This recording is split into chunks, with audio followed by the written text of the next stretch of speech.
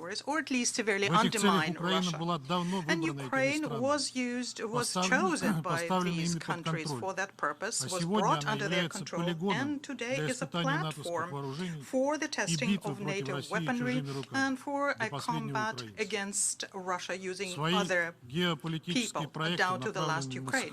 Their geopolitical project aimed at keeping their domination, the domination of Western states, maintaining the well-being of the so-called golden billion, is something that they're trying to involve as many countries as possible into. Distinguished colleagues, just as earlier we were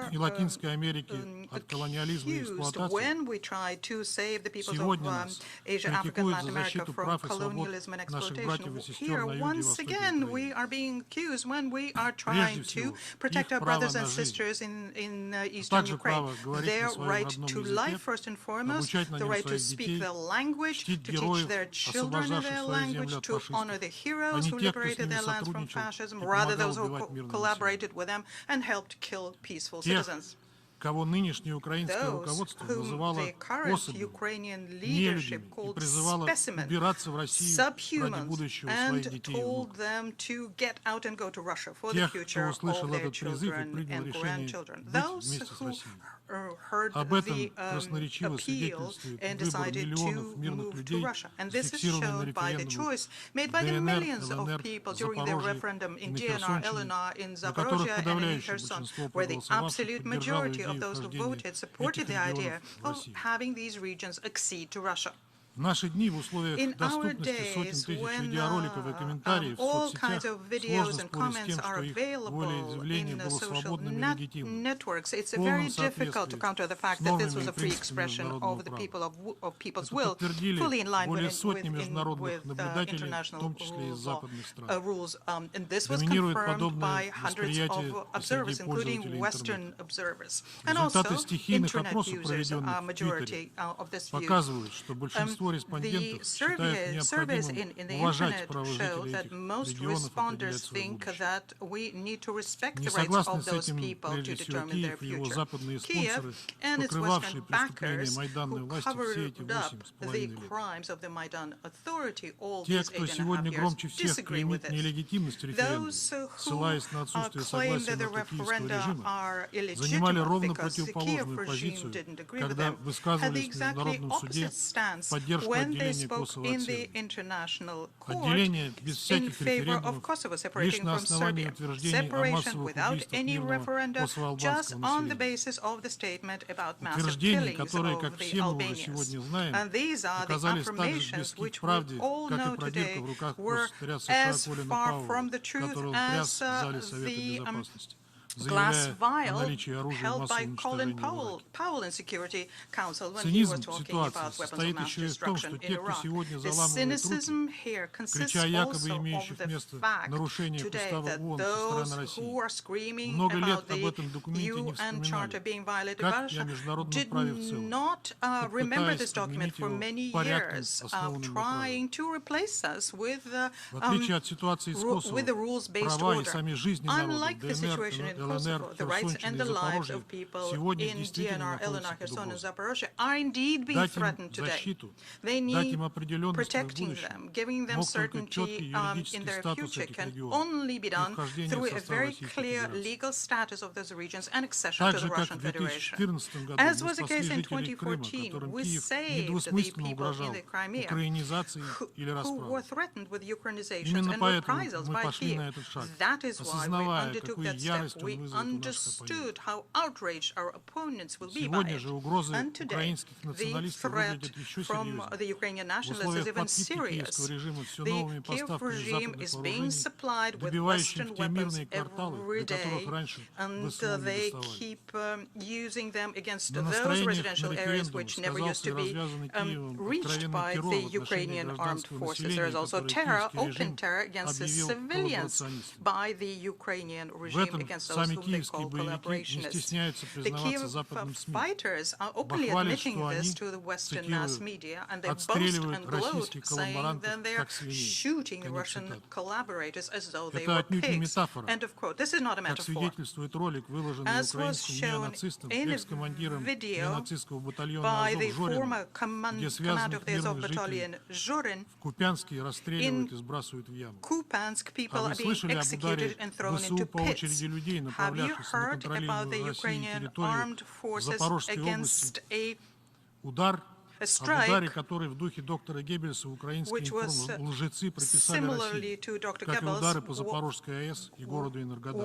was assigned to the Russian forces. The Ukrainian nationalists have behind them a wake, a trail of provocations in Irpin and Bucha, where in April Russian forces left as a goodwill gesture, and from Izum now, where Kiev is trying to play out the same scenario.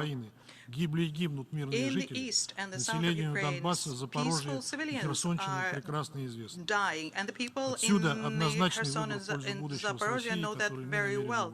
And that's why they decided to opt for the future with Russia. And I call upon you to respect their choice. Distinguished colleagues, we call on the international community to pay attention not just to the criminal acts, but also to the responsible steps made by the Kiev regime. These steps are trying to, in order to act against Russia, to involve the countries of NATO into that. The appeals by Zelensky to deliver a preventive nuclear strike against Russia. Clearly, Kiev expecting that if this happens, that they will avoid the inevitable defeat on the battlefield and avoid responsibility for their crimes. But what these appeals are threatening all of us with World War III and nuclear disaster. The evidence of what the Kiev regime can do is a sabotage of the Crimea bridge. We warned that this will not be conducted with impunity.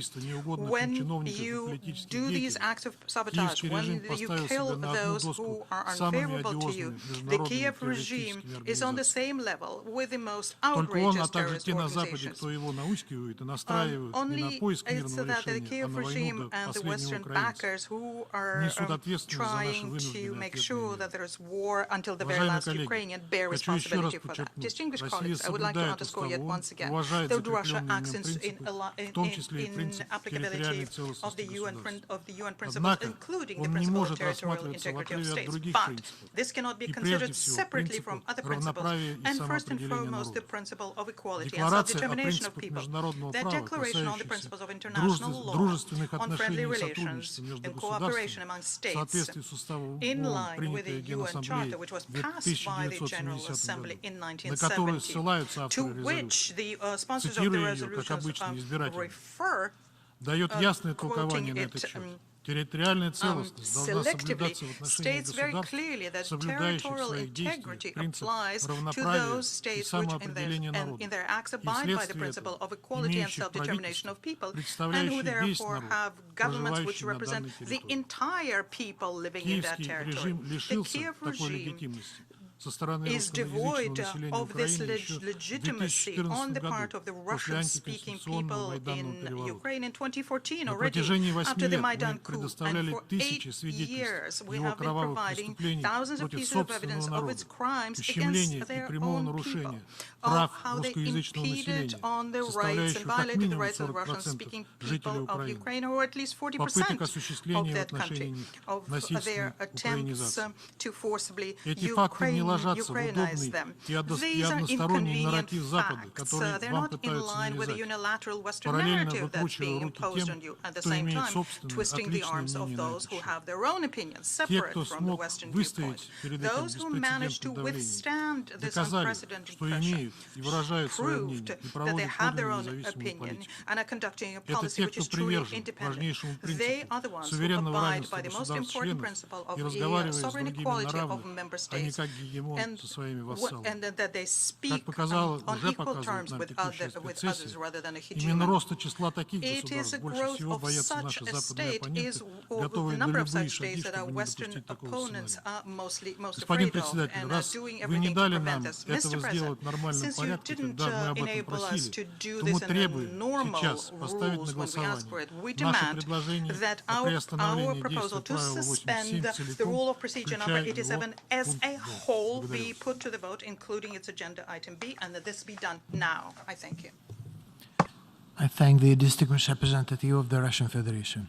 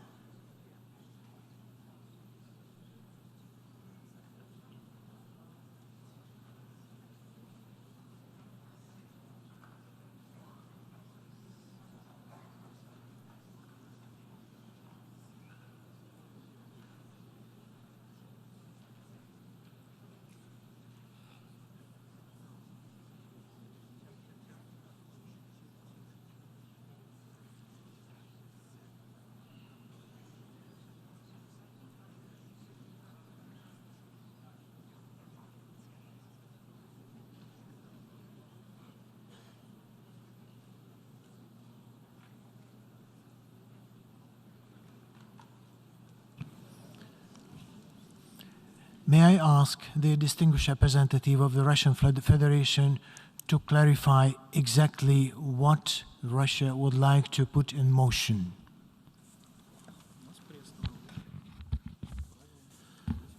Господин председатель, мы Mr. предлагаем President, our proposal is приостановить действие that статьи 87 правил процедуры Rule Генеральной 87 Ассамблеи of the Rules of Procedure с тем, of the чтобы General провести Assembly голосование по so проекту, as to представленному conduct проекту the резолюции vote on секретным the голосованием. draft resolution through secret ballot.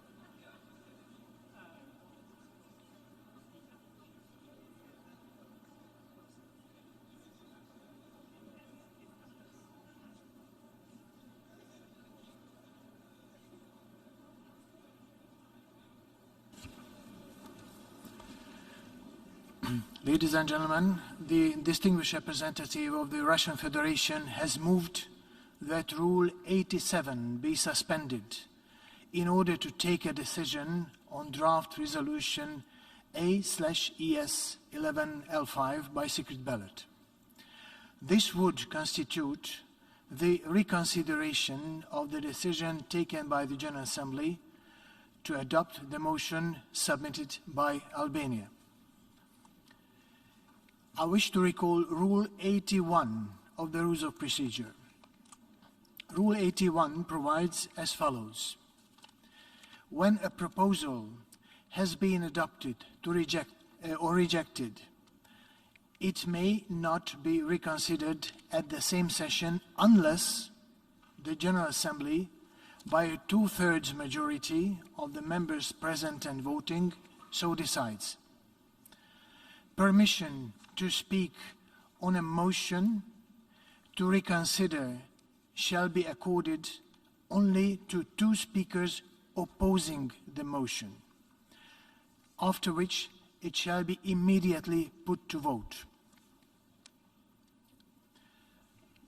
Pursuant to Rule 81 of the Rules of Procedure, up to 2 speakers opposing the motion by the Russian Federation for reconsideration may make statements.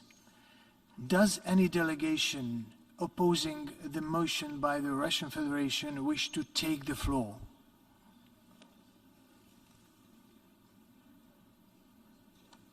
Russia is not opposing to it, so Albania and Ukraine. I recognize the delegation of Albania.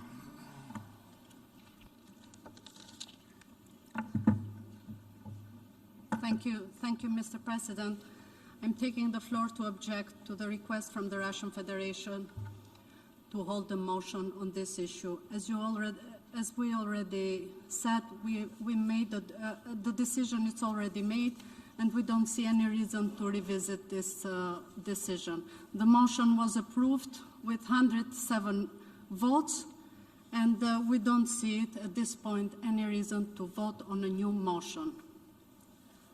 We object to the Russian proposal to suspend the clearly applicable rules of procedure on voting. Thank you. I thank the distinguished representative of Albania. Now I recognize the distinguished representative of Ukraine.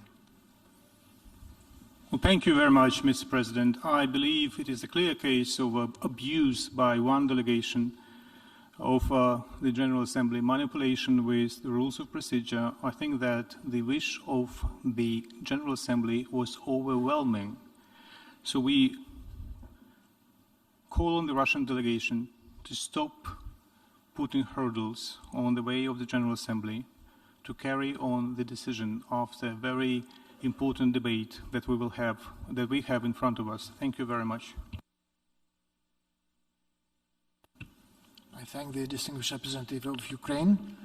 And before going to vote, I recognize that the distinguished representative of the Russian Federation wants to speak on the point of order. Абсолютно верно, господин председатель. Я действительно хочу высказаться по порядку ведения заседания. Мы не согласны с тем рулингом, который вы сейчас озвучили. В нашей ситуации статья 81 правил процедуры неприменима, потому что мы говорим совершенно двух разных предложений. Предложение Албании было голосовать по резолюции в соответствии с пунктом 87б правил процедуры. И туда же был искусственно привязан никем не поставленный вопрос There was an artificial link to the secret ballot, whereas what we are proposing is that Rule 87 be suspended as a whole. These are 2 different proposals, not linked between themselves. And Article 71 of the Rules of Procedure is the one that applies to our proposal. Thank you. I thank the distinguished representative of the Russian Federation.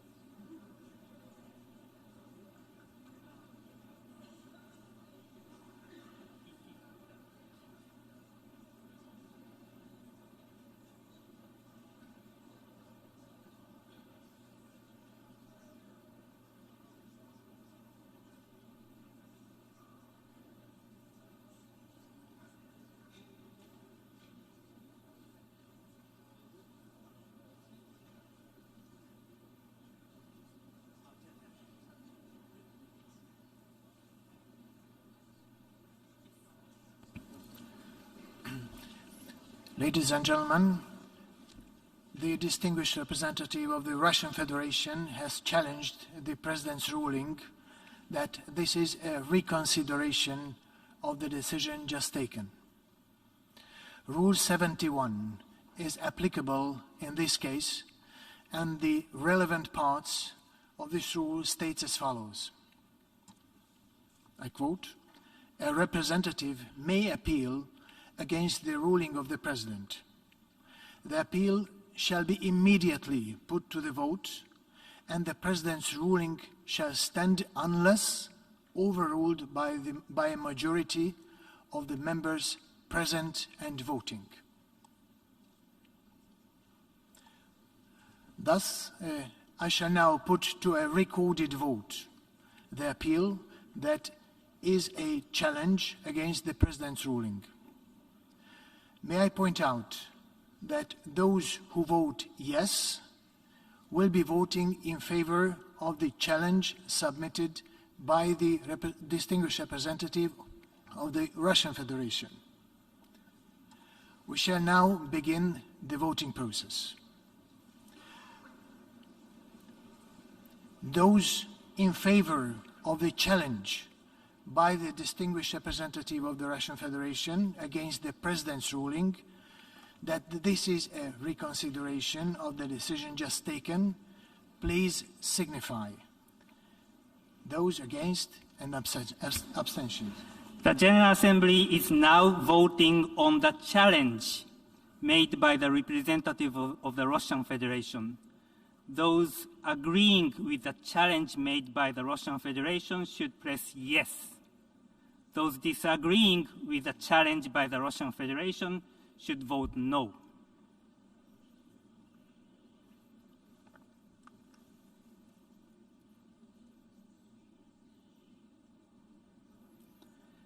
Will all delegations confirm that their votes are accurately reflected on the screen? The voting has been completed. Please lock the machine.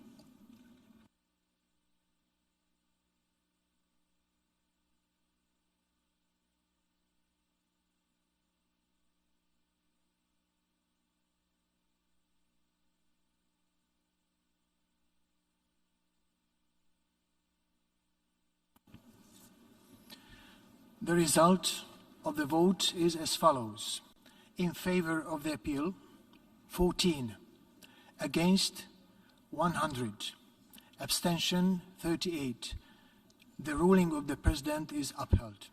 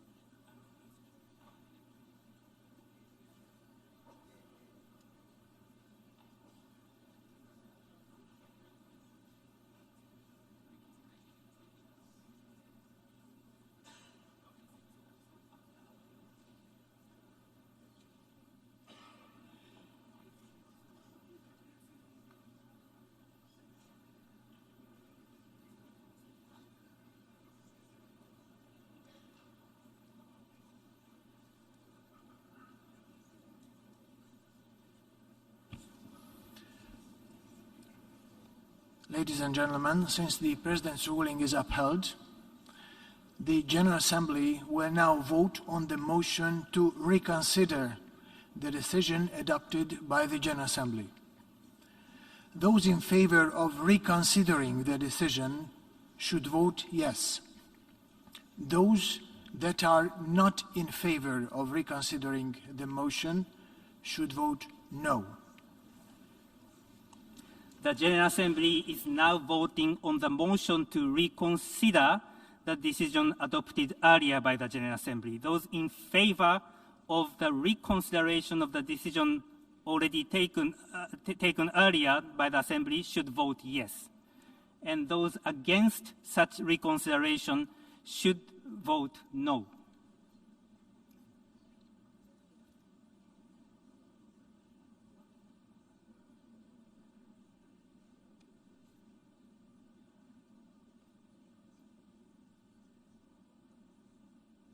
Will all delegations confirm that their votes are accurately reflected on the screen?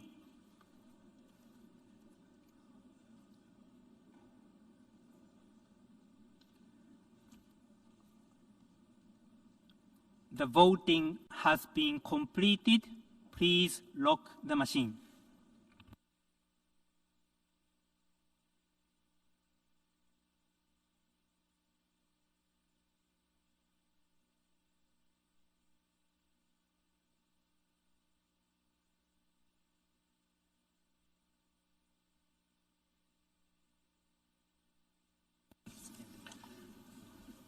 The result of the voting is as follows.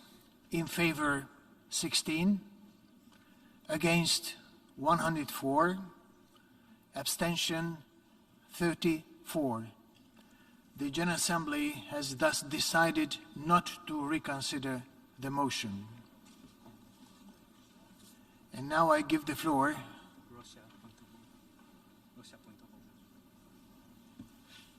I recognize the Russian Federation willing to take the floor on point of order.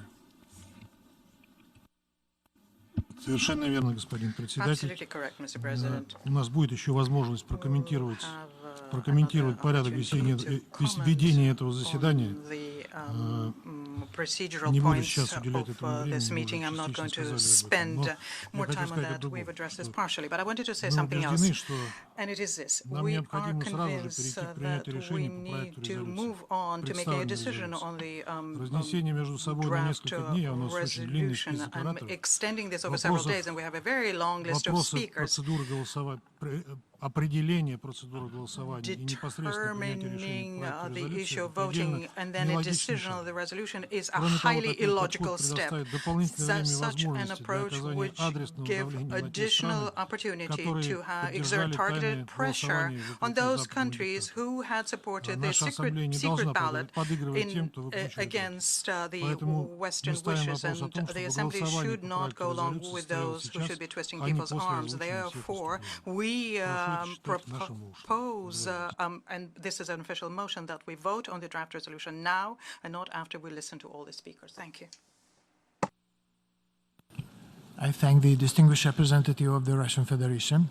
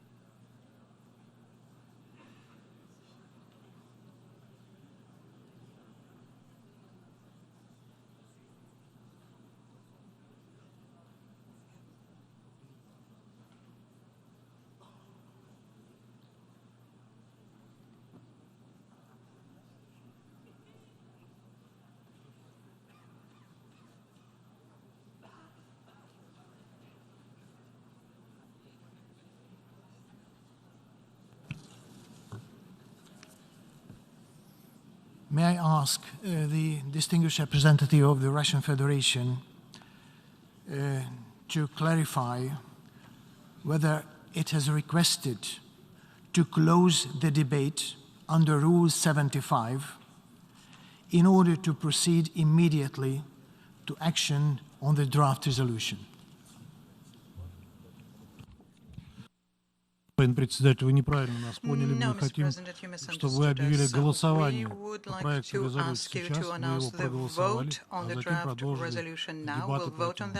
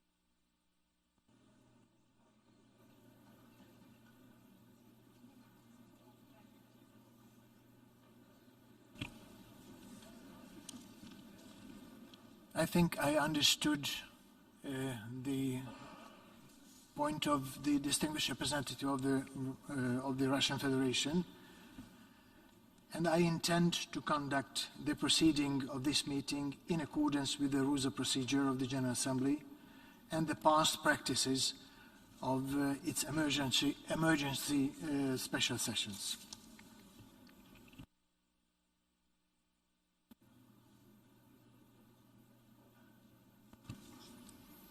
And the practice of the General Assembly, including the emergency special session, to proceed with the debate and then come to the action on the draft resolution.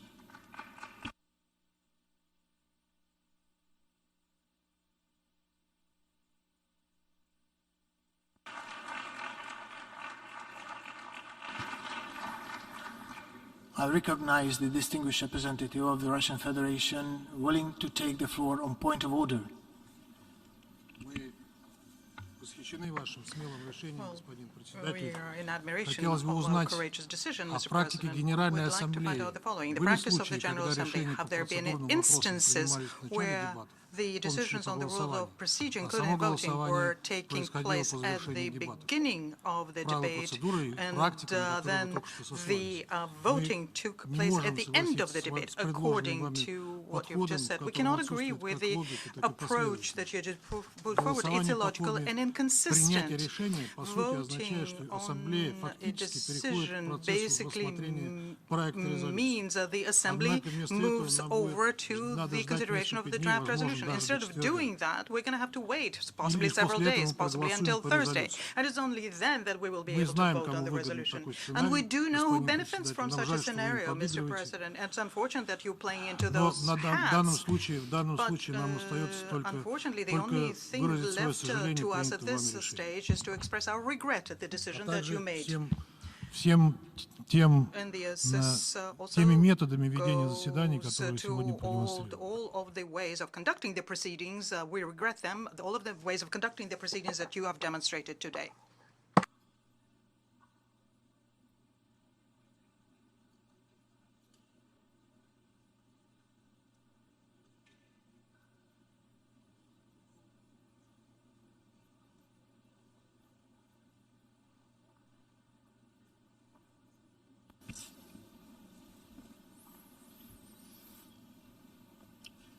I hear the opinion of the distinguished representative of the Russian Federation, and his opinion will be duly reflected in the records of the meeting.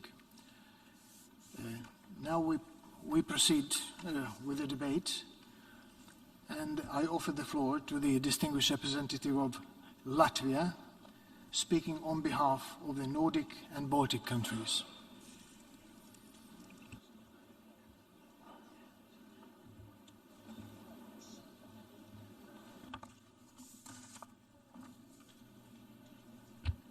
Mr. President, honorable colleagues, I have the honor to speak on behalf of 8 Nordic Baltic countries: Estonia, Denmark, Finland, Iceland, Lithuania, Norway, Sweden, and my own country, Latvia.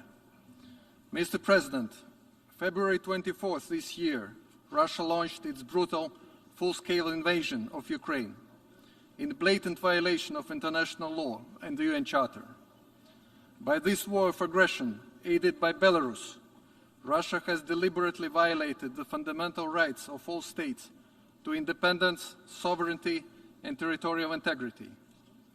Russia's military aggression and systematic violations of international humanitarian law and human rights, and atrocities committed against the people of Ukraine constitute to cause grave human rights suffering in Ukraine as well as globally. Moreover, Russia has chosen further escalation. We resolutely condemn today's barbaric missile attacks on residential areas, power stations, railways, trade centers and bridges in Kiev, Zaporizhzhia, Lviv, Dnipro, and other Ukrainian cities launched by Russia. There is no military purpose there. The only goal of Russia's deliberate attacks is to cause death and destruction to civilian people. With its military force, Russia has organized sham referenda as a pretext for a subsequent illegal attempt to annex 4 Ukrainian regions, Luhansk, Donetsk, Kherson and Zaporizhzhia, following the pattern of the attempted illegal annexation of Crimea, Ukraine, in 2014. We reiterate our unwavering support to Ukraine's independence, sovereignty and territorial integrity within its internationally recognized borders. The unlawful Russian attempts to change the status of the temporarily occupied Ukrainian regions have no legal validity. We will never recognize the so-called results and claimed consequences of these sham referenda. Russia's faulted attempts to validate voting at gunpoint goes against the core principles of international law, as also reiterated by the Secretary General on September 29, 2022. They are null and void and cannot produce any legal effect whatsoever. Mr. President, there is no such thing as legitimate referendum amidst brutal warfare and widespread and systematic violations of international humanitarian law, human rights violations and abuses. There is no such thing as a valid annexation of a state's territory by another state as a result of threats and direct use of force. In this respect, we recall that, under international law, all states are obliged not to recognize Russia's attempted illegal annexation of Ukrainian territory. Colleagues, Russia's unlawful war in Ukraine constitutes a direct attack on the rules-based international system and a threat to international peace and security. We will not accept this blatant violation of the core principles of the UN Charter and the suffering of millions in its wake. We will not accept Russia's unlawful behavior that jeopardizes international peace and security. We reject Russia's brutality in the strongest possible terms, and the international community will hold Russia accountable for its actions. There shall be no impunity. On Friday, September 30th, the Security Council draft resolution on the sham referenda failed to be adopted due to a single member, Russia's casting its veto. We deeply regret this. We do, however, acknowledge the special report of the Security Council on the use of the veto, which informs us on discussions today. Mr. President, our stance is clear. A world without respect for sovereignty, territorial integrity, and the rules-based international order cannot stand. Therefore, we must firmly and collectively reject Russia's claim, sham referenda, and illegal attempt to annex any part of Ukrainian territory. We must collectively continue to insist that Russia completely and unilaterally withdraw its troops from the territory of Ukraine within its internationally recognized borders. Russia must comply with the 16th of March order of the ICJ, which is binding on the parties, and stop its aggression against Ukraine. We must uphold the core principles of international law and the UN Charter, and we must underline that Russia's unacceptable threats on the use of nuclear weapons is in clear violation of the UN Charter and threatens international peace and security. Colleagues, we will continue to firmly stand with Ukraine, and we will continue to provide support to Ukraine for as long as it takes.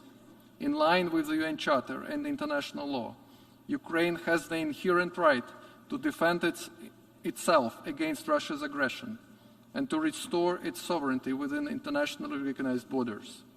We know what the annexation and occupation are. We have experienced it during and after the Second World War. Therefore, we must do everything possible to defend the UN Charter.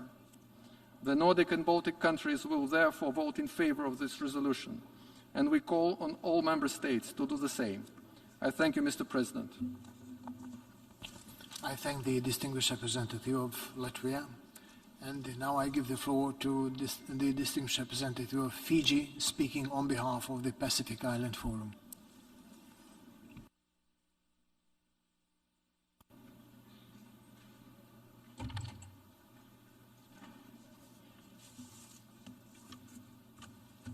Mr. President, Excellencies, I have the honor to deliver this statement on behalf of member states of the Pacific Island Forum with presence here at the United Nations. This is the third time our forum members have addressed an emergency special session of this distinguished assembly regarding the ongoing illegal invasion of Ukraine by the Russian Federation. We spoke out to condemn the invasion. We spoke out in defense of civilian lives and humanitarian access. Today, we are here again to speak in defense of Ukraine's territorial sovereignty and integrity in light of Russian Federation's attempt to illegally annex 4 regions of eastern Ukraine, namely Donetsk, Luhansk, Kherson, and Zaporizhzhia. Mr. President, many islands and countries of our blue Pacific continent are diverse with their own unique histories. However, there is much which unites us, including values of justice, fairness, and shared prosperity. Underpinning this unity is a shared belief in the value of the multilateral system enshrined in the UN Charter and its principles. The Russian Federation's attempted illegal annexation of parts of Ukrainian territory is a clear violation of the principles of the UN Charter and of international law. The Charter cannot simply be worn like a prestigious cloak only to be discarded when perceived geopolitical interests are at stake. Every instance of such behavior risks wearing it thin, dirtying it, and potentially even destroying it. Like our very air, water, and land, the Charter must be treasured if it is to, in turn, provide sustenance to our global family. The many states of the blue Pacific continent understand this intimately. We also understand the terrible human and environmental cost of nuclear weapons in light of our region's history regarding nuclear testing. It is unacceptable that the use of nuclear weapons is openly threatened by a nuclear weapon state. We therefore strongly condemn Russia's latest threats to use nuclear weapons against Ukraine. We also strongly support international efforts to safeguard Ukrainian nuclear facilities against damage, intentional or otherwise. Mr. President, as a member of the Security Council, the Russian Federation has an even greater responsibility to uphold the Charter, the principles of sovereignty, dignity, and peaceful resolutions of all disputes. Our Pacific Island Forum family thus calls for the Russian Federation to cease its attempted illegal annexation of Ukrainian territory, to de-escalate the current situation, and to withdraw behind its internationally recognized borders in order for a peaceful resolution to the conflict to be achieved. Such a resolution will not be found through coercion, violence, torture, bullets, and bombs. It will come through diplomacy, justice, and respect for the values, rules, and norms which sustain our global community and which animate these hollowed holes. From climate change to COVID recovery, hunger, and irretractable conflicts, there's simply too much at stake for this needless, illegal war to continue to undermine our shared work. You have the full statement, Mr. President. I thank you very much. I thank the distinguished representative of Fiji. And now I give the floor to the distinguished representative of the European Union speaking on behalf of its member states.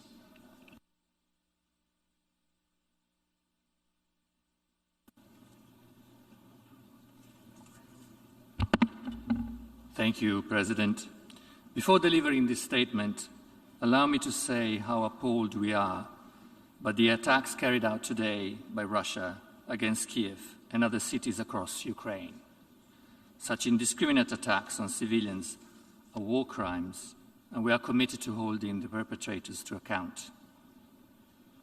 President, I have the honor to speak on behalf of the EU and its member states, the candidate countries North Macedonia, Montenegro, Albania, Ukraine, and the Republic of Moldova, the country of the Stabilization Association process and potential candidate Bosnia and Herzegovina, as well as Georgia, Andorra, Monaco, and San Marino, align themselves with this statement.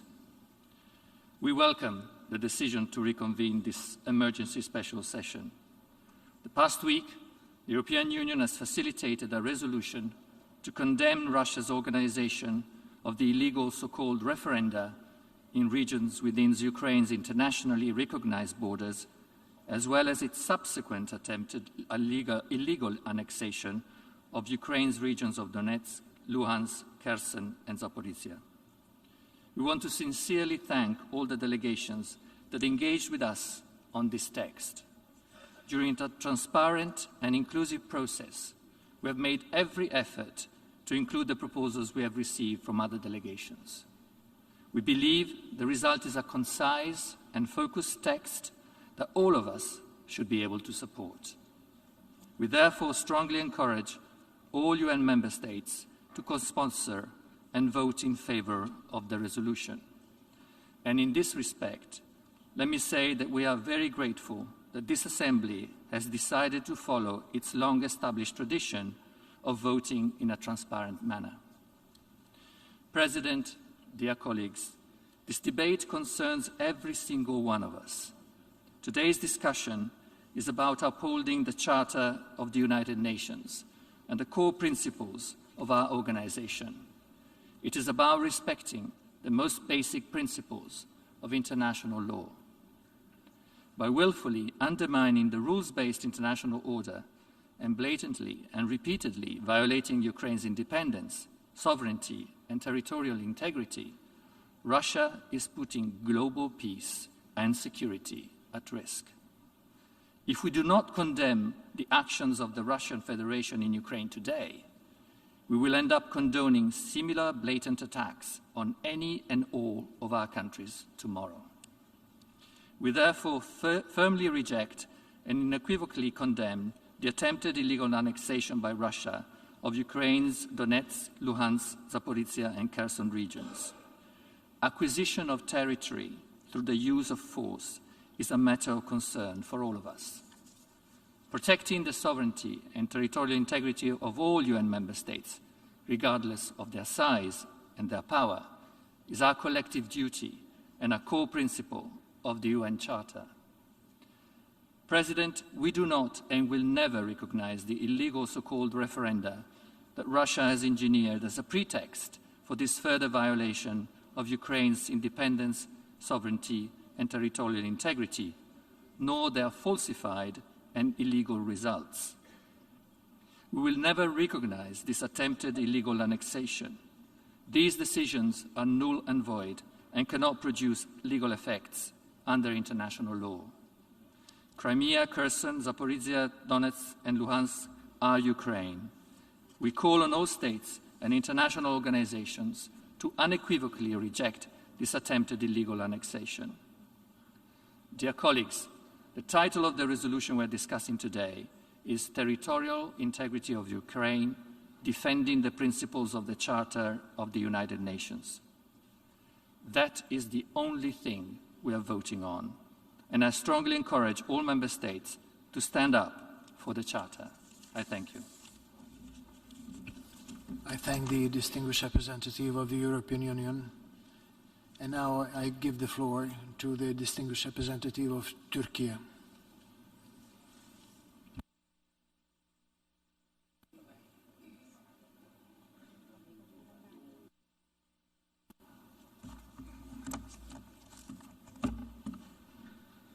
Mr. President, we thank you for convening yet another historic emergency special session of the General Assembly. A session that was called because of a war that must cease immediately. A session that was called because the Security Council failed once again to fulfill its primary responsibility. Mr. President, while the whole world is calling for an end to the war, we woke up once again to shocking news this morning.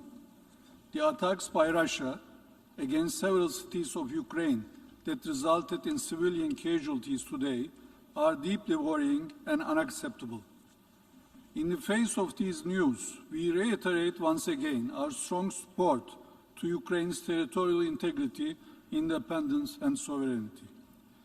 Mr. President, we also unequivocally reject the illegitimate referenda. Russia's decision to annex the Donetsk, Luhansk, Kherson, and Zaporizhzhia regions of Ukraine is illegal. It constitutes a grave violation of international law. It cannot be accepted. It has been 8 years since the illegal annexation of Crimea. Since 2014, the human rights situation in the Crimean Peninsula has severely deteriorated. in particular the human rights of the Crimean Tatars, have been systematically targeted.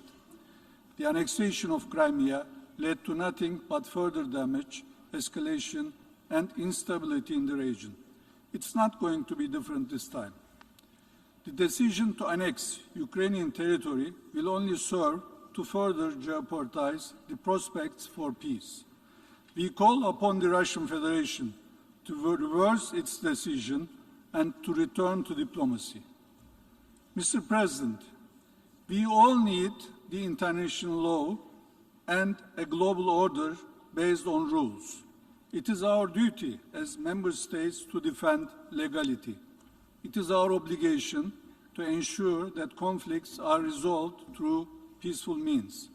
We must collectively ensure that the founding principles of the UN, enshrined in its charter, are upheld.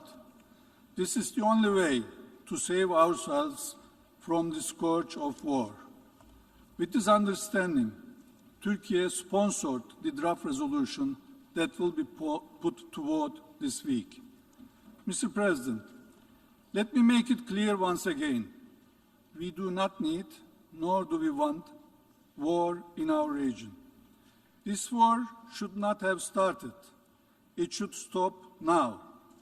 It should be brought to an end through negotiations. Together with the United Nations Secretary General, we helped the parties to reach a common understanding on the Grain Corridor initiative. We can do more. As a neighbor to both parties, we call on them once again and reiterate our readiness to support and facilitate a peace process to end this war. Thank you, Mr. President. I thank the distinguished representative of Turkey. And now I give the floor to the distinguished representative of Singapore.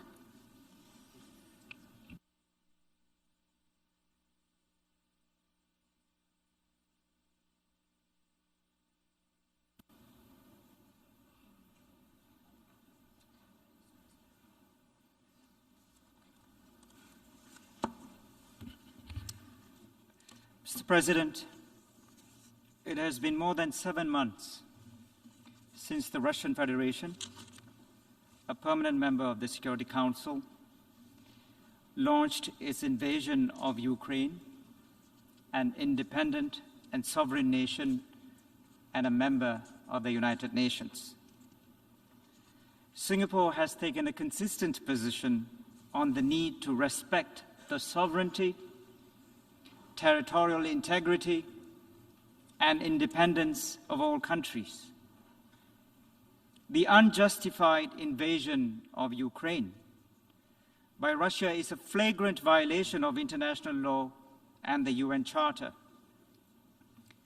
On the 1st of March this year, the General Assembly adopted a resolution with the support of an overwhelming majority of countries to reaffirm its commitment to the sovereignty, independence, unity, and territorial integrity of Ukraine. The resolution we adopted in March also demanded that Russia must immediately cease its use of force against Ukraine and completely and unconditionally withdraw all of its military forces from the territory of Ukraine. We are deeply disappointed and extremely concerned that after 7 months, the war in Ukraine continues unabated. In fact, the war is escalating with mounting casualties.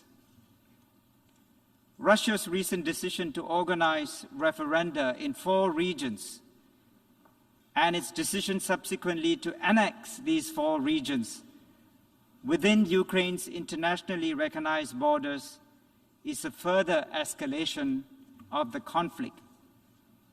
It is also a clear violation of international law and the principles of the UN Charter. The indiscriminate attacks launched by Russia last night on civilians across Ukraine is also clearly unacceptable. We entirely support and endorsed the views of the UN Secretary General when he said that the annexation of a state's territory by another state resulting from the threat or use of force is a violation of the principles of the UN Charter and of international law. The Secretary General added that any decision to proceed with the annexation of the Donetsk, Luhansk, Kherson and Zaporizhzhia regions of Ukraine would have no legal value and deserves to be condemned. Mr. President, Singapore would like to reiterate its position that the sovereignty, political independence, and territorial integrity of all countries must be respected. The rules-based multilateral system is built on respect for international law and respect for the principles of the UN Charter. For small states like Singapore, the principles of the UN Charter and international law are not matters of academic debate. They are a matter of life and death.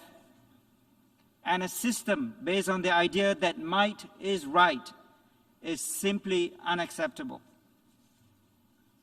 Singapore has co-sponsored the resolution that has been placed before the General Assembly, and we will support its adoption by voting yes, and we will do so as a matter of principle.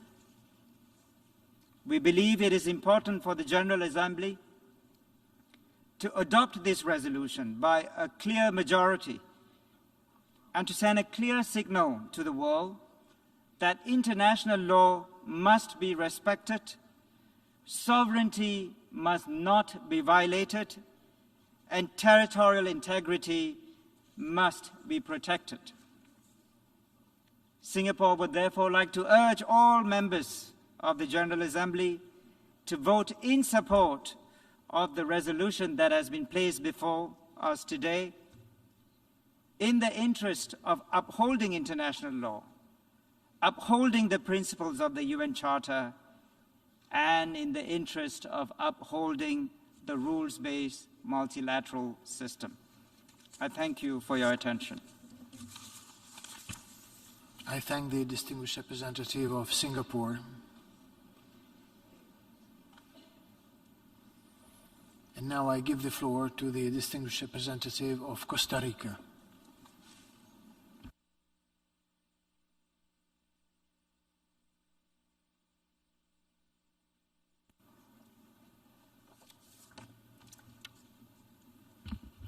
Señor Presidente, Mr. President, existe una razón por la que nos reunimos en este momento en la Asamblea General y no en el Consejo de Administración Fiduciaria.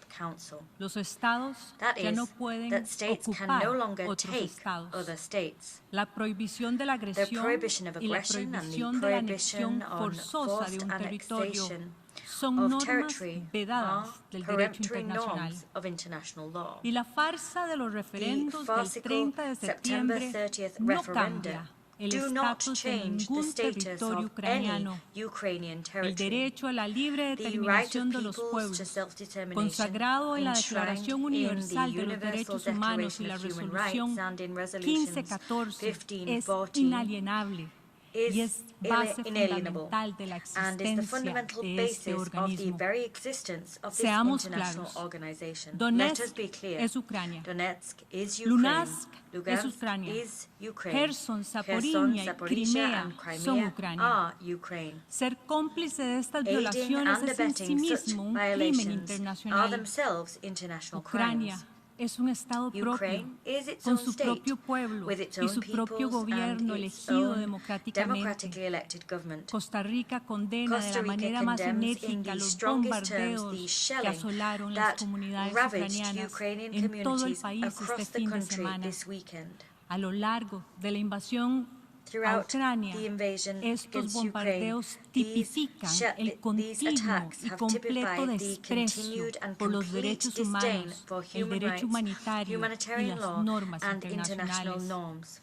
Por ello, en este momento,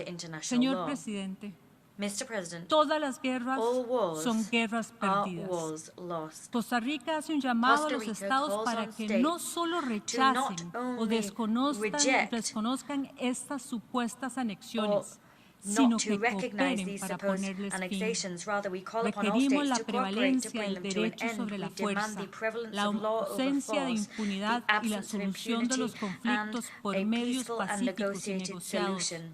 exigimos también el cumplimiento del derecho internacional, el respeto a los derechos humanos y de la Carta de las Naciones Unidas, pues son la única manera de resolver nuestros problemas.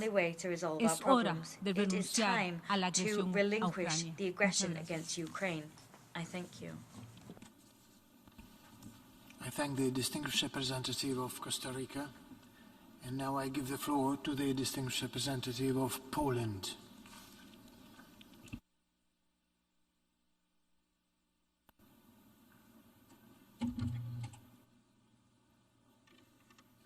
Mr. President, distinguished delegates, colleagues.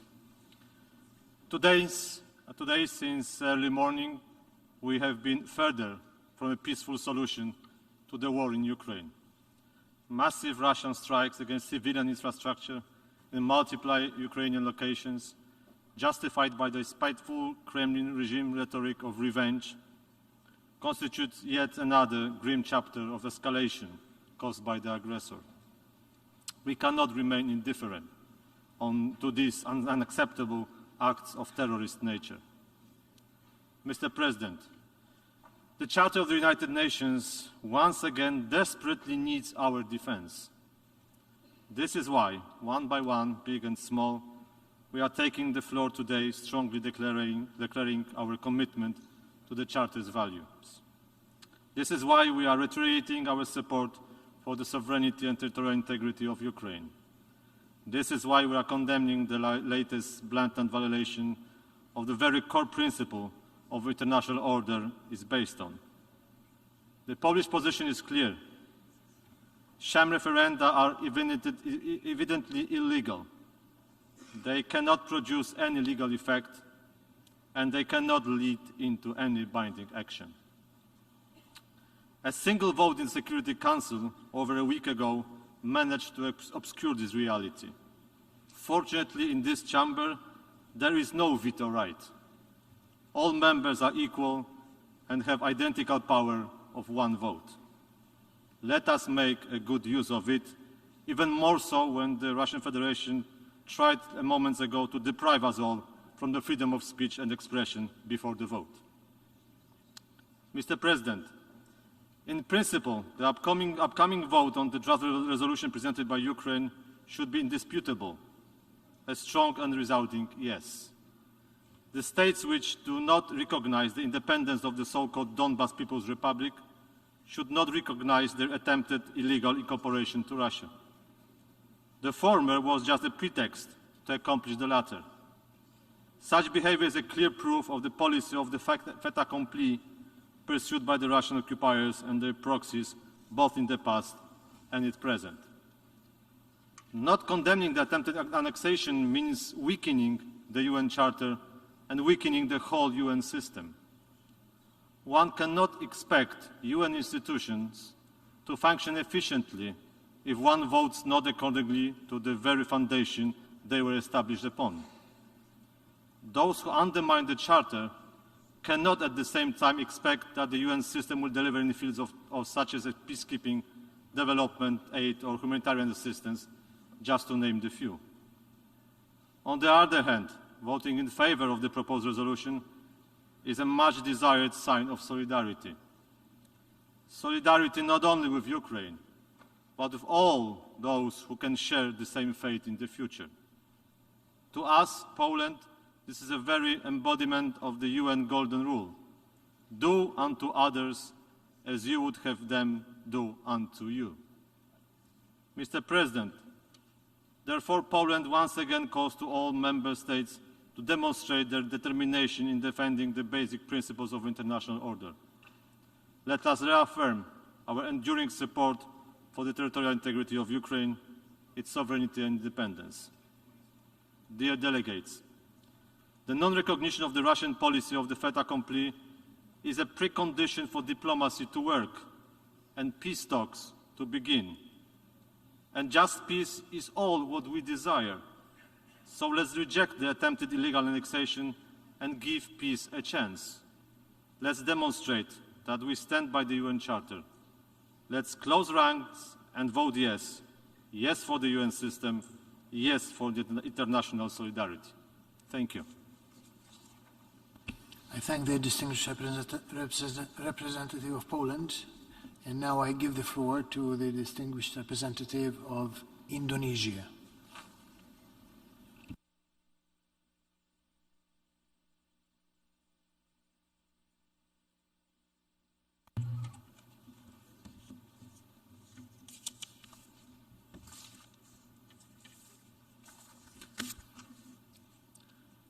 Mr. President, respect and adherence to international law, sovereignty, and territorial integrity are fundamental and a principled position for Indonesia.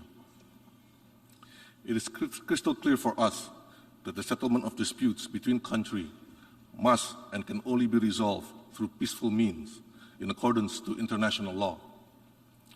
Only genuine dialogue can bring lasting solution. War brings us nowhere. The war in Ukraine is evident that only death, destructions, and human miseries are winning. Events in the last few hours and days further confirms this. Therefore, we reiterate our call to stop the war. While we welcome the efforts of the Secretary General and of some countries to bring the parties to dialogue and to the negotiating table, the international community must work harder to ensure that peace prevails. We have to aggressively wage peace. Peace must be our ultimate aim and priority. Mr. President, as the war in Ukraine persists and its response takes hold, the number of casualties and refugees continues to surge. Moreover, the war has also caused far-reaching consequences. Billions of people, particularly the poor around the world, have become unintended victims of the war. Increasing costs of grain and fertilizer, perpetuated by the war, contribute to the worsening of global food, energy, and financial crisis. The Secretary General has referred to this as a one-in-a-generation global cost of living crisis, in which developing countries are disproportionately affected. It is not too late for us to choose an alternate path. Ending the war is the only way to save lives and to ease the suffering of innocents around the world. The unity of the General Assembly is needed more than ever in addressing the wider humanitarian impact of this war. Mr. President, the referendum of 4 regions in Ukraine not only violates the principle of the UN Charter and international law, it also further complicates effort to peacefully resolve the conflict. As the highest decision-making body of the United Nations, the General Assembly must resolutely demonstrate its political leadership, including in the outcomes and resolution it produces. We must ensure that the General Assembly do not only represent the political aspiration of the few. We must also avoid a take-it-or-leave-it approach. We therefore deeply regret that inputs calling to stop the war and for the immediate and peaceful resolution of conflicts in Ukraine failed to be reflected in the final draft of today's resolution. We remain convinced that lasting peace can only be achieved on the negotiating table. We should not let efforts to finding peaceful solution be held back by divisions and distrust. Indonesia stands ready to engage constructively, including through promoting conducive environment for peace. I thank you, Mr. President. I thank the distinguished representative of Indonesia, and I give the floor to the distinguished representative of Malta.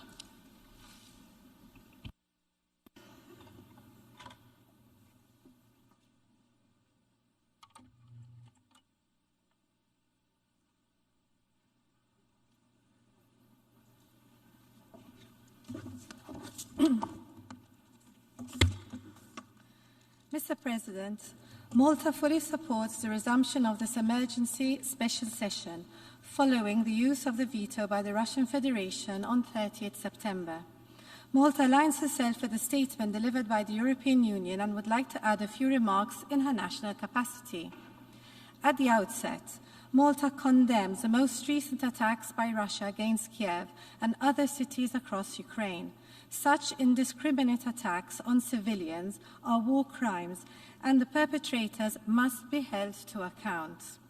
Mr. President, as a member of the core group of the Veto Initiative, we remain firm in our belief that the General Assembly has a duty to react to the violations of international law which are being propagated in Ukraine. Malta strongly condemns and rejects attempts by Russia to illegally annex the Donetsk, Luhansk, Zaporizhzhia and Kherson regions of Ukraine through the holding of the sham referenda. These so-called results constitute a serious and dangerous escalation. They are a blatant violation of Ukraine's sovereignty and territorial integrity and show complete disregard to the fundamental principles of international law. The UN Security Council is entrusted with the maintenance of international peace and security. This is a responsibility it cannot shirk. The use, or rather the abuse, of the veto by the aggressor in an attempt to consolidate such acts is reprehensible. It is something that the rest of the UN membership must strongly reject. As incoming members of the Security Council, we stand committed to safeguarding these principles. Equally reprehensible is the rhetoric and threats concerning the use of nuclear weapons. Together, we need to reaffirm our steadfast commitment to the rules-based international order. We must act in a decisive and unequivocal manner to protect the UN Charter. This is our collective responsibility. We urge all member states to vote in favor of the resolution we have in front of us today. It is concise and to the point and addresses recent developments in a factual manner. The costs of the war in Ukraine have reached far beyond Europe and are being felt worldwide, most acutely when it comes to the unfolding food and energy crisis. Mr. President, today, the General Assembly has the opportunity to send an important message to the world that the violation of international law and the sovereignty of states is not tolerated. These are the principles the founding members of the United Nations had agreed to 77 years ago. They are the principles we have all signed up to. Today, it is our duty to reaffirm them and counter contempt for them. Thank you. I thank the distinguished representative of Malta, and now I give the floor to the distinguished representative of the Netherlands.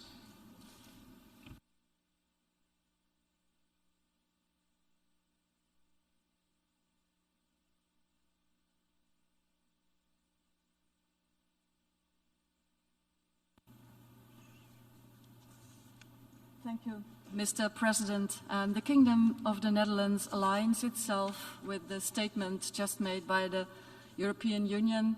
And I thank you, Mr. President, for reconvening this emergency special session, for recognizing that these are not ordinary times. Mr. President, we are here nearly 8 months after Russia unleashed its war of aggression against Ukraine. 8 months since this assembly demanded that the Russian Federation, and I quote, immediately, completely, and unconditionally withdraw all of its military forces from the territory of Ukraine within its internationally recognized borders. 8 months that have brought hardship and food insecurity to people across the globe, plunging millions of the world's most vulnerable into hunger and poverty. And we are here because just like 8 years ago, with its illegal annexation of Crimea, Russia decided to ignore the calls of the international community and went ahead with the organization of illegal referenda in areas temporarily under its occupation. Russia did what the Secretary General warned not to do and proceeded with the illegal annexation of Ukrainian territory. And I want to state clearly, the Kingdom of the Netherlands will never recognize the sham referenda and the attempted illegal annexation of Ukrainian territory. Crimea, Kherson, Zaporizhzhia, Donetsk, and Luhansk are Ukraine. The Kingdom of the Netherlands stands firmly with Ukraine and will continue to provide support for as long as it takes, as we will continue to support people all over the world who are suffering the effects of this war indirectly, from hunger and poverty to economic instability. Also, for this suffering, we must hold Russia to account.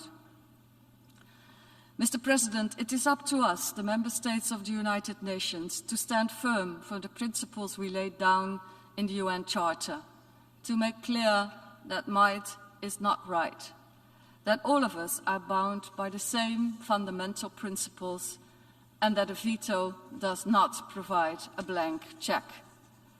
Our international rule book is no longer just in jeopardy, it has been trampled by a permanent member of the Security Council. This is something none of us should accept.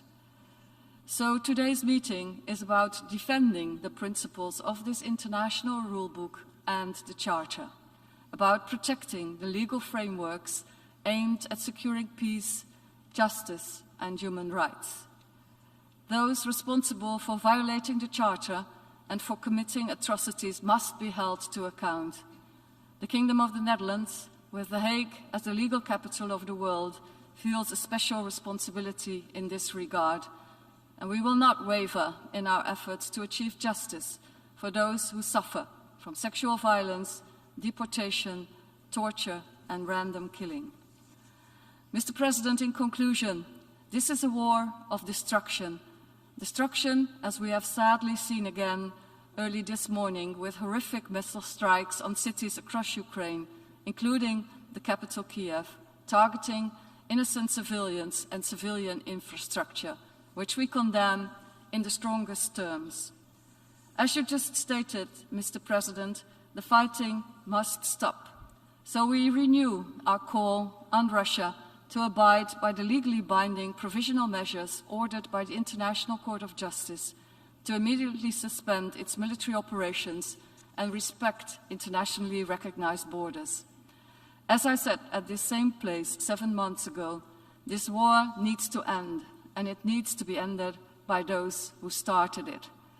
I therefore call on all UN member states to vote in favor of the resolution, to vote to respect the territorial integrity of our fellow UN member state, Ukraine, and to vote to defend the principles of our own Charter. I thank you, Mr. President. I thank the distinguished representative of the Netherlands. And now I give the floor to the distinguished representative of Luxembourg.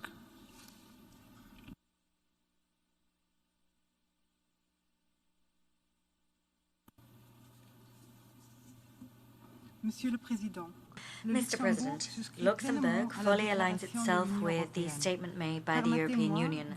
Allow me to supplement that statement with these remarks made in our national capacity. I wish to reaffirm the full solidarity of Luxembourg with the government and people of Ukraine. Luxembourg condemns in the strongest terms the Russian aggression against Ukraine.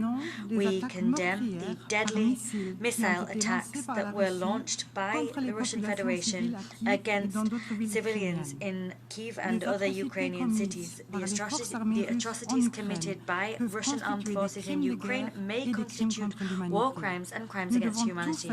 We must do everything in our power to hold perpetrators accountable and to bring justice to victims. Luxembourg also condemns the attempted illegal annexations of the Ukrainian regions of Donetsk, Luhansk, Kherson and Zaporizhzhia by Russia. These regions, like Crimea, constitute an integral part of Ukrainian territory within its internationally recognized borders.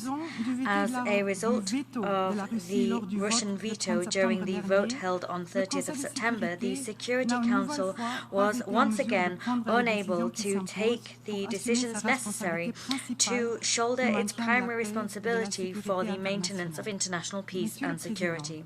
Mr. President, I thank you for convening for resuming rather, this emergency special session of the General Assembly. This is a meeting which allows all member states of the United Nations to speak on a subject which is of concern to us all, that is the respect of the United Nations Charter and of international law. Faced with the Security Council's paralysis, it is now up to the General Assembly to rally for an international order based on the rule of law and not on the principle of might is right. The illegal annexation orchestrated by Russia and the sham referenda that preceded it constitute a flagrant violation of the United Nations Charter and of the sovereignty and territorial integrity of Ukraine. In these very difficult times, we cannot recall often enough the text of Article 2.4 of the Charter. All members shall refrain in their international relations from the threat or use of force against the territorial integrity or political independence of any state or in any other manner inconsistent with the purposes of the United Nations. The Secretary-General expressed his view unequivocally. Any annexation of the territory of one state by another state as a result of the threat or use of force constitutes a violation of the principles of the United Nations Charter and of international law, and any decision taken by Russia to move to the annexation of the regions of Donetsk, Luhansk, Kherson and Zaporizhzhia has no legal value and must be condemned. It has no place in the modern world. Luxembourg co-sponsored and will vote in favor of the draft resolution of the General Assembly entitled Territorial Integrity of Ukraine, Defending the Principles of the UN Charter. It is a concise and targeted text which is the fruit of a transparent process, and Luxembourg calls upon all states who hold dear the respect of the United Nations Charter and of international law to support this draft. What's happening today to Ukraine can happen in other countries tomorrow if the perpetrators of this aggression are not held accountable for their acts, and if there is no resolute and united response from the international community in the face of this flagrant violation of the territorial integrity of a sovereign nation. I thank you. I thank the distinguished representative of Luxembourg, and now I give the floor to the distinguished representative of Dominican Republic.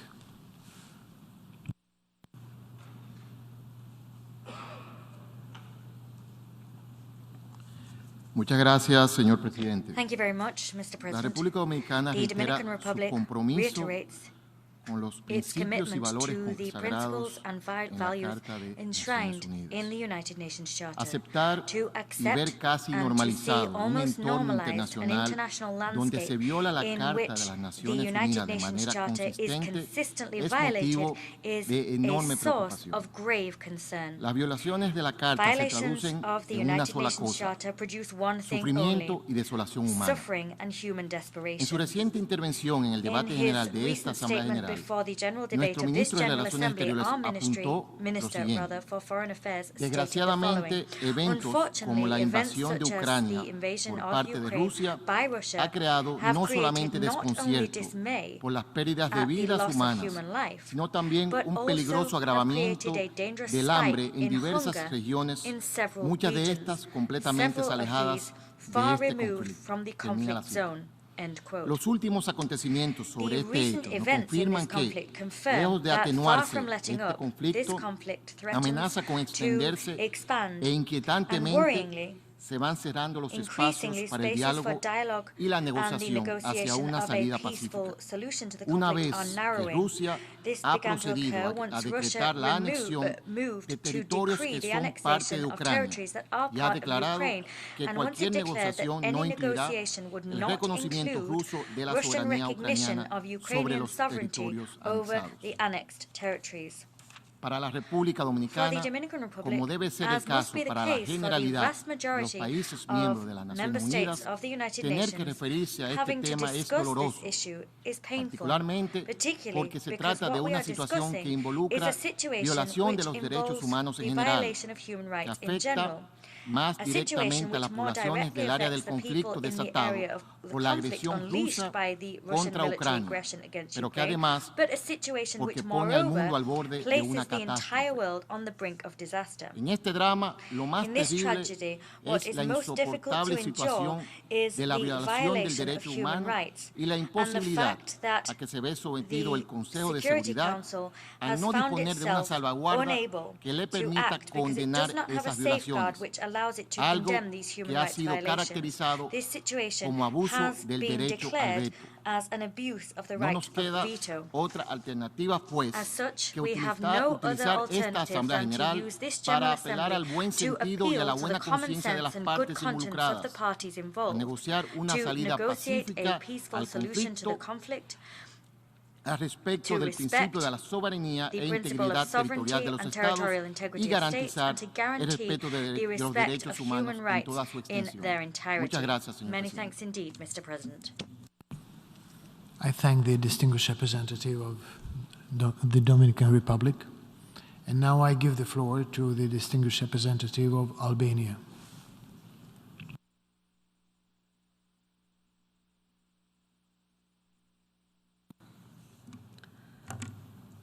Thank you, Mr. President.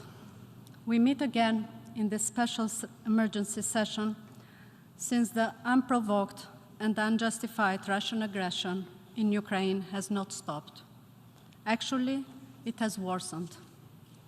The sham referendums in Luhansk, Donetsk, Kherson, and Zaporizhzhia, organized in a rush and at gunpoint, and the follow-up annexation have demonstrated to everyone, including the most skeptics, that for Russia, there is no international law, there is no UN Charter, and there is no Ukrainian constitution.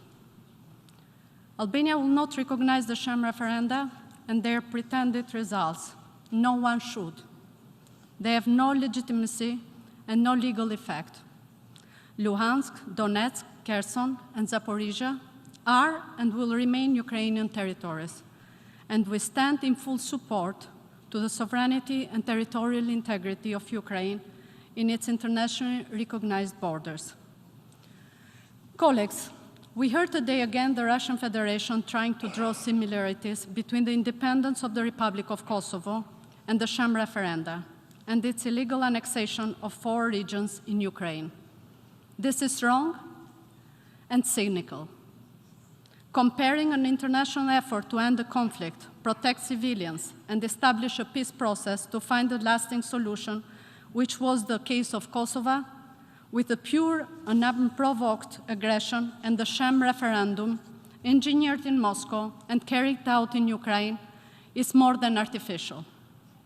No attempt to compare the incomparable, no easy shortcuts out of any historical and political context will help Russia divert attention from its war of choice in Ukraine or hide its blatant breach of international law. In defending the UN Charter, a few days ago, Albania and the US tabled a draft resolution in the Security Council. Again, only one country voted against and blocked the Council to act. Only one country was on the other side, isolated, disconnected from reality, hiding behind the misuse of the veto. It was the aggressor country. This is why we are here today at the UNGA, the community of peace-loving countries who respect the UN Charter and uphold the international law. Russia cannot veto the UNGA. By voting in favor of the resolution, we vote for rules, for order, for justice, for core principles, for peace and security. We cannot allow ourselves to be indifferent, and abstain cannot be a choice. We should say no to the aggression. We should say no to the annexation of territory by force. We should say no to this behavior. This is why we call on the members of the GA to vote for the resolution as presented. And I thank you. I thank the distinguished representative of Albania. And now I give the floor to the distinguished representative of Austria.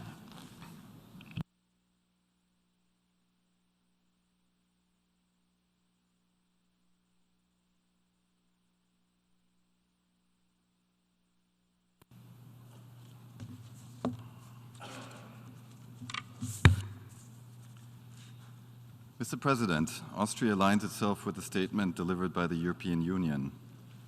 Excellencies, dear colleagues, we meet here today to discuss yet another attempt by the Russian Federation to undermine the sovereignty and territorial integrity of its neighbor, Ukraine. An attack on one nation, but also an attack on the United Nations Charter, on international law, on the foundations that have guided the relations between states for over 7 decades. The Secretary General has made it crystal clear this is a matter that concerns us all. These annexations cannot be reconciled with the international legal framework. They flout the purposes and principles of the UN Charter. They must not be accepted. I would like to thank the Secretary General and the President of the General Assembly for their very clear statements in defense of the UN Charter and the sovereignty of Ukraine. No state can stand on the sidelines while the basic principles of our legal order are undermined. Do we want to live in a world where might prevails over the rule of law? I don't think so. It is therefore our duty to come together today and call for an end to these illegal acts. This is critical to all of us, but even more so to neutral countries like my own. The so-called referenda that Russia organized in Donetsk, Kherson, Luhansk, and Zaporizhzhia to prepare this attempted annexation were equally void of any legal basis. Let me be clear, these sham referenda cannot be called a genuine expression of the popular will. They lack legitimacy under international law and will not be recognized by us. There's also another reason why we meet today. The fact that the Security Council was yet again unable to act on this matter because Russia used its veto power. For the past few months, the Council has been unable to act on what is undoubtedly the biggest threat to international security in decades. It is thereby failing to implement its mandate. Resolution 76/262, the so-called veto initiative, was explicitly passed this year to address such situations, and we welcome the report that the Security Council submitted to this debate today.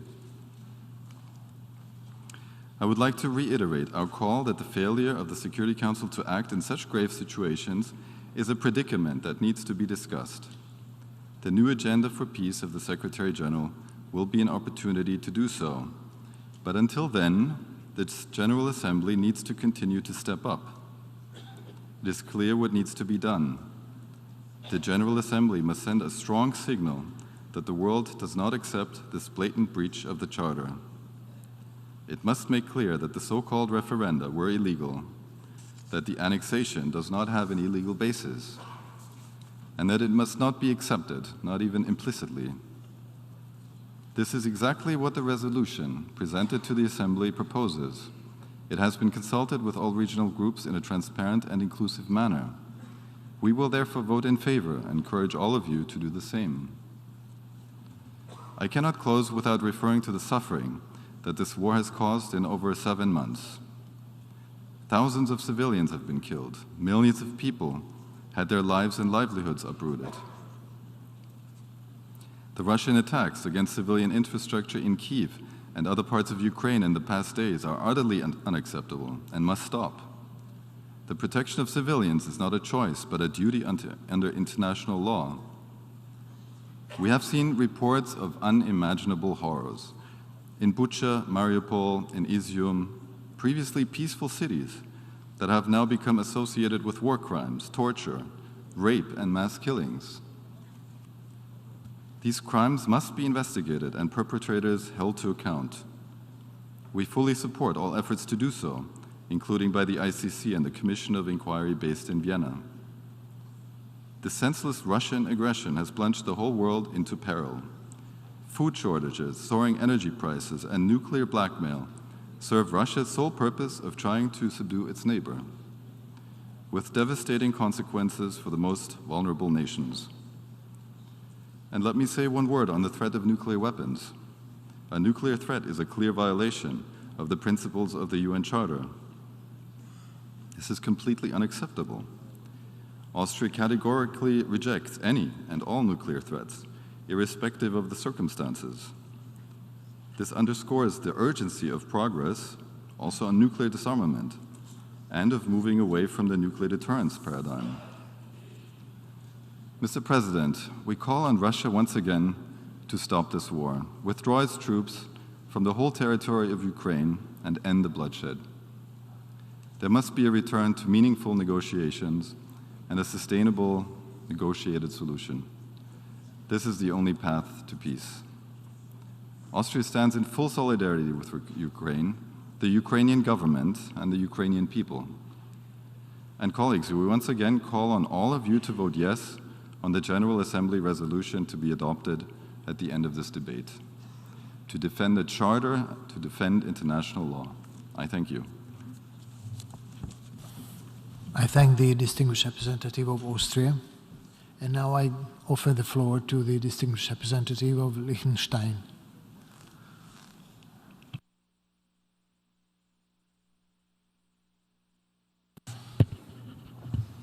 Mr. President, again, we meet in an emergency special session due to a further escalation of Russia's aggression against Ukraine.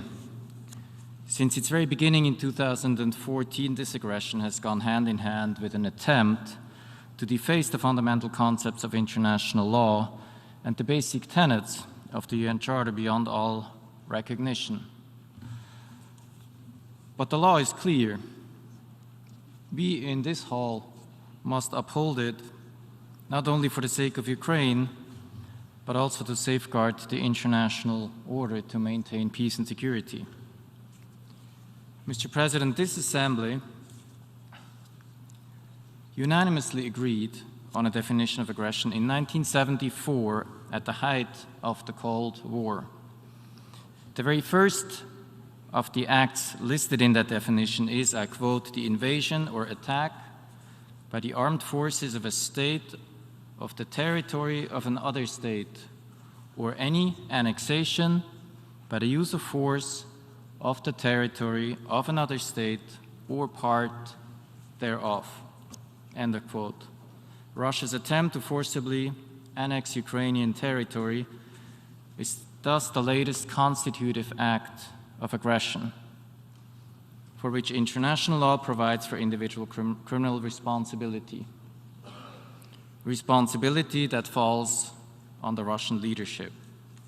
It is incumbent on us in this hall to ensure such accountability for the sake of justice, but also critically for future deterrence.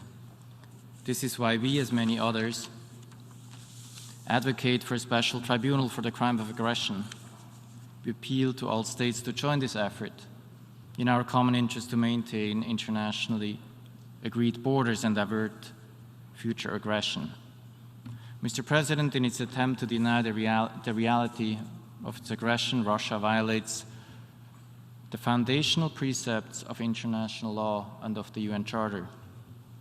It violates the prohibition of illegal use of force in the most brazen manner.